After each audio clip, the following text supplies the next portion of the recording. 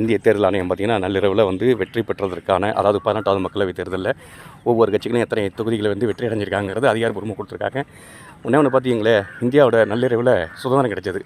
ஆனால் இந்த இந்தியாவுடைய நள்ளிரவு நேற்று நம்மளுடைய சுதந்திரம் பறி போயிருக்கு. நமக்கு மட்டுமா போயிருக்குது? மோடிக்கு தூக்கமும் தான் போயிருக்குது, தியானமும் தான் போயிருக்குது. 2025 பார்த்திங்கன்னா நூற்றாண்டுகளை கொண்டாடக்கூடிய அரசு இயக்கத்துடைய கனவுகளும் தான் கலைஞ்சு போயிருக்குது.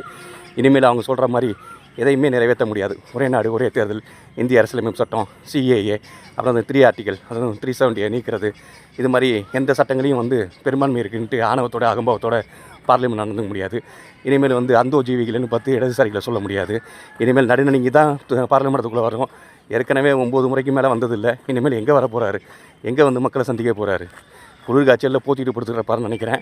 சரி, எழுப்பிவோம், தட்டி எழுப்புவோம். ஐயா விடிஞ்சிருச்சு அப்படின்ட்டு, விடிஞ்சிருச்சு வாங்க கூப்பிட்றாங்க அப்படின்னு கூப்பிடுவோம். இது சிங்கம்மா வரட்டும்.